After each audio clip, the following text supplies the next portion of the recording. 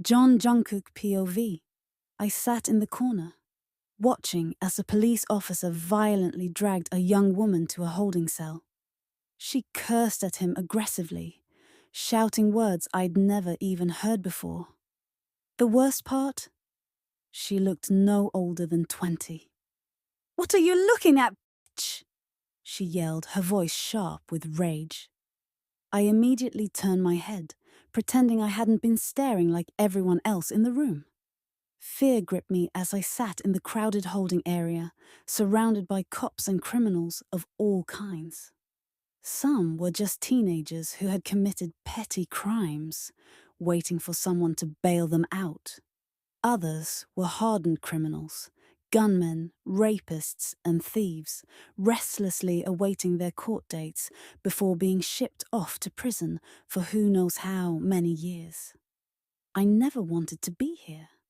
My boss had sent me to deliver some work-related documents to her husband, the head of this police division. She had given me strict instructions not to open the envelope and to deliver it directly to him. If my life hadn't been practically threatened, I would have handed it to any officer and left an hour ago. I hated this place. It gave me chills. Normally, I would have been in and out in less than 5 minutes, but lately it seemed as if criminals had been celebrating some twisted holiday. Bank heists, vandalism, kidnappings, and every crime imaginable had skyrocketed. Suddenly, a commotion broke out. Officers rushed out of the building, shouting about capturing the most dangerous criminal in Korea. My stomach dropped. The biggest criminal I could think of was the leader of the Mafia. Reporters always referred to him simply as the Mafia. Without him, his entire organization would crumble. Out of all the days, why today? How had they even caught him? That seemed impossible. Wasn't the FBI supposed to handle cases this big? I felt like I had swallowed gasoline and someone had lit a match in my stomach. If they had really arrested the Mafia leader, all hell would break loose. I began pacing, unable to stay still. There were no exits for me to escape this nightmare. "Sit down! You're making my eyes hurt."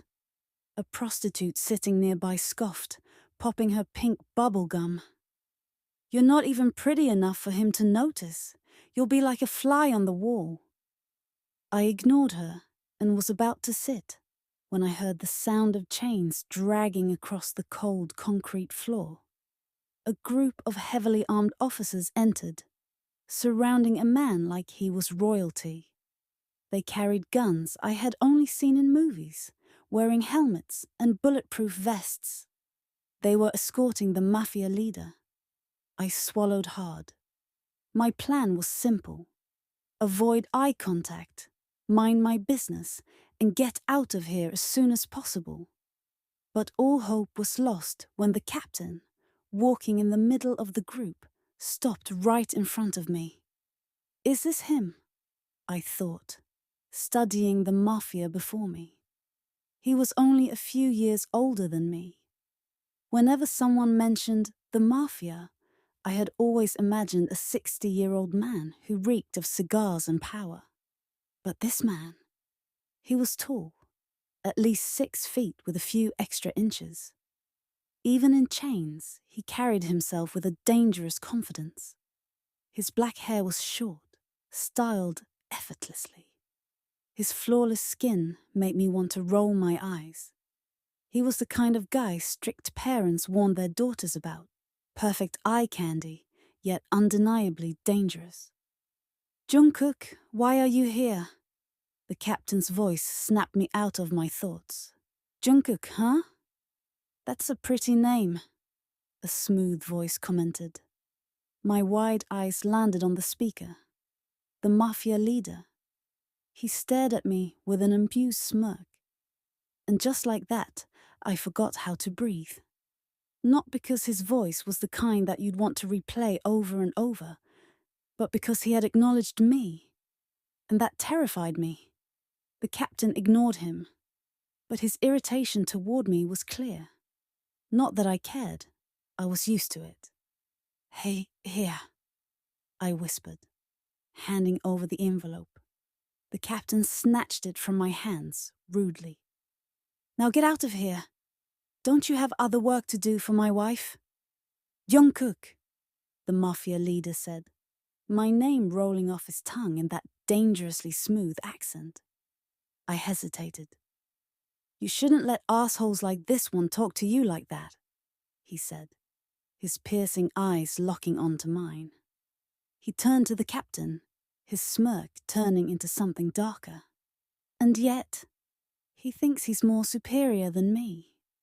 He let his words linger before adding, "The least you could do is treat people with respect." Silence hung heavy in the air. I narrowed my eyes at him, wondering if I had heard correctly. The mafia, who kidnapped and trafficked boys and girls, doing God knows what else, was telling the captain to treat people with respect. To me. "Get out of here!" the captain yelled, snapping me out of my frozen state. "We'll see how tough you are when they sentence you to life. Better yet, they should give you the death penalty," the captain sneered. Before the cops could drag him away, the mafia lifted his chained hands, forming a gun shape with his fingers. He aimed at the captain's head, pretending to shoot, then grinned before winking at me. I knew I was never lucky, but this had to be the worst thing that had ever happened to me. Why did the mafia talk to me? Why was he interested in me at all? Trying to figure it out gave me the same headache I got when thinking too deeply about human evolution and the history of God. Hopefully, he'd be locked away for a long time.